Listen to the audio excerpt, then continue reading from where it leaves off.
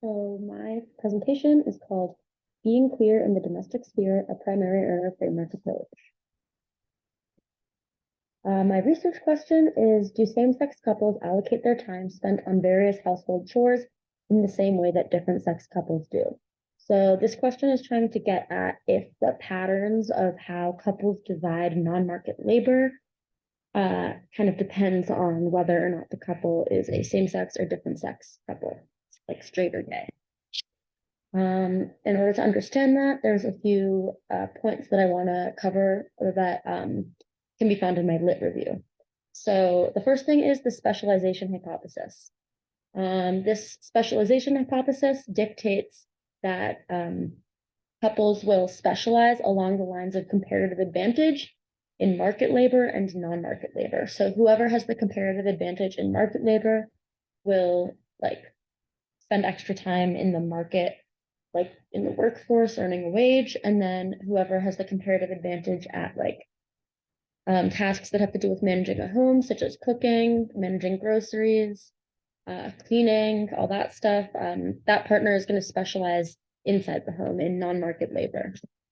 Next is another way that couples kind of figure out who specializes in what within their relationship is looking at the gender aspect. So sociology covers this theory called doing gender, where gender is basically a social construct and it becomes real when people do actions and those actions play their gender. So they will do tasks that then allow them to act out their gender. And the easiest way to see this is if a woman earns more than a man in their relationship, in their marriage, the woman will then compensate for the gender deviance of being the breadwinner by then adding more time spent on non-market labor, which is a typically feminine thing to do. Lastly is the primary earner framework. Basically, the specialization hypothesis dictates that couples will specialize based on comparative advantage. The gender roles dictate that couples will specialize based on men working in the workforce and women specializing in the home. And the primary earner framework explains that the specialization hypothesis and doing gender for gay couples, they're both acting out the same gender. So that's kind of how they specialize, because for straight couples, the specialization hypothesis and performative gender come together. But for gay couples, there's no gender wage gap to base things off of. There's no performative gender differences to base things off of. And so if you designate one as a primary earner and one as a secondary earner, that's another way of how you can predict who would specialize inside versus outside the homes. My hypothesis is that everyone follows the specialization hypothesis, but that same-sex couples follow it less often. So I think everyone specializes based off of gender and comparative advantage, but I think the pattern is less clear for same-sex couples. This hypothesis was formed based off of what I found in my lit review. And additionally, using a primary earner framework to figure out who would specialize in what for same-sex couples is my unique contribution. Before this the primary earner framework had only been used for market labor, and my research only looks at non-market labor. So I covered 7 chores in my regressions. Part of my survey that I built, because I also collected my own data, part of my survey included creating an index of societal expectations regarding who would do what chore. So that's how you see the gender typing. And basically for each chore, I ran 4 regressions, and one for primary earners in same-sex relationships, one for primary earners in different sex relationships, one for secondary earners in same-sex relationships, and one for secondary earners in different sex relationships. And then I compared the 2 primary earners and then the 2 secondary earners. And I just wanted to see if both of them followed the specialization hypothesis, or if one followed it a lot and one followed it a little, or if no one did. Basically, yeah. Here is my regression model. I used an ordered probit because my variable of interest was who does most or all of the chores, and the options on the survey were my partner does all of this chore, my partner does most of this chore, we share it equally, I do most of this chore, my partner does all of this chore. along with earning information and demographic information, I was able to figure out what type of relationship they were in and if they were the primary earner. And then I coded it to say the primary earner does most or all of this chore, and the secondary earner does most or all of this chore, or it's equal. So that's an ordered categorical variable, which is why I did an ordered probit regression. Some of my control variables are really straightforward. The literature showed that the length of cohabitation, total combined income, gender, marital status, and education levels all affected the distribution of non-market labor. And then I also included a variable that was constructed from a PCA, principal component analysis, that kind of found an underlying pattern within the index of societal expectations that I included in my survey. So basically that is there to capture if people have really traditional views or if people have like really progressive views regarding who is expected to do various household tasks. So my results, like I run the regressions and I get my results, and the results would say how likely the primary or secondary earner is to do the majority of the chore. Just to review my hypothesis, I think that everyone will follow the specialization hypothesis so that secondary earners will lead most of the chores and primary earners will not lead most of the chores. But I think that people in same-sex couples will follow that pattern to a lesser extent. I looked at significant results because I had only significant results, just because I ran so many regressions with so many like categorical variables.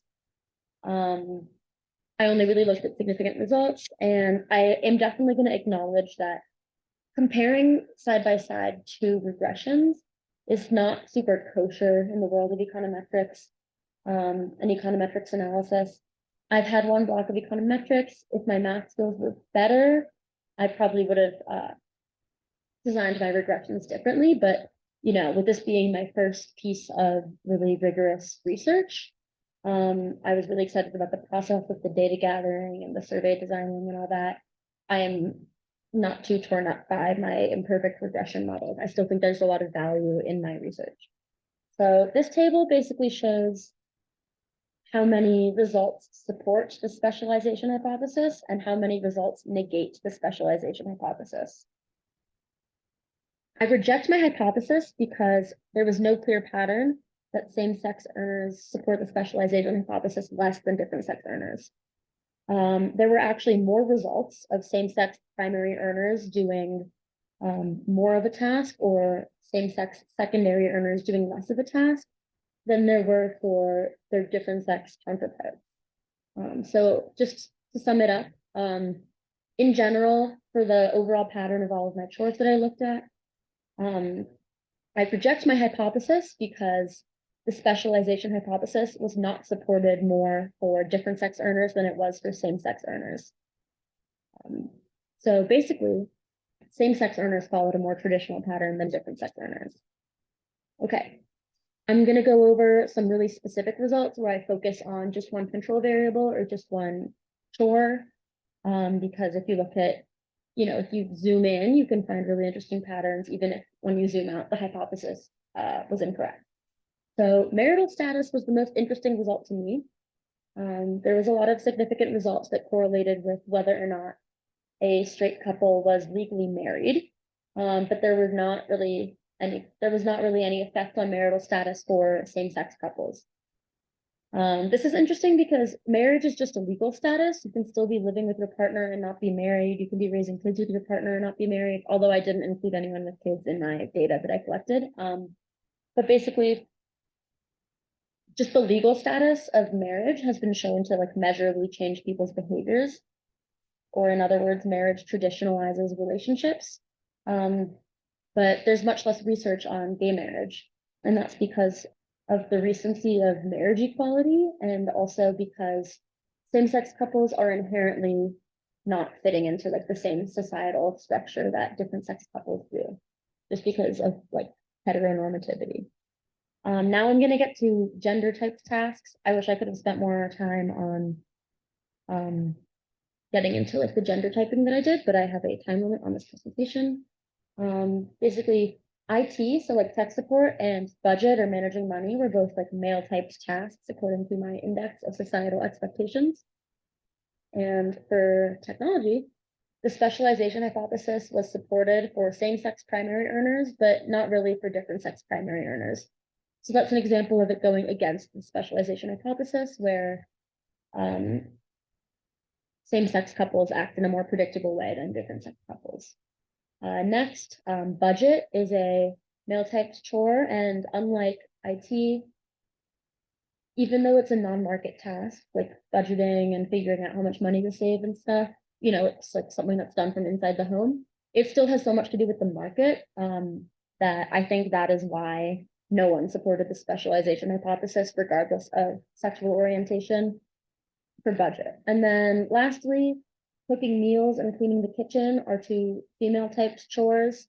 They're pretty related. They both happen around the same time, sometimes at the same time. They both have to do with the kitchen, but they had opposite results. Straight primary earners did follow the specialization hypothesis for cleaning the kitchen, but not for cooking meals. Whereas gay primary earners did not follow the specialization hypothesis for cleaning the kitchen, but did follow it for cooking meals. So this just goes to show that each individual chore comes with individual preferences, and those preferences are certainly shaped by gender and certainly shaped by market forces and like where someone is specializing, but there's also a lot of personal preference involved. So in conclusion, just to sum up what my results were, the specialization hypothesis was not more supported for different sex couples than it was for same-sex couples. So I rejected my hypothesis, but you can still look at individual patterns within different chores and learn a lot about it. Thank you for watching my presentation. That's it.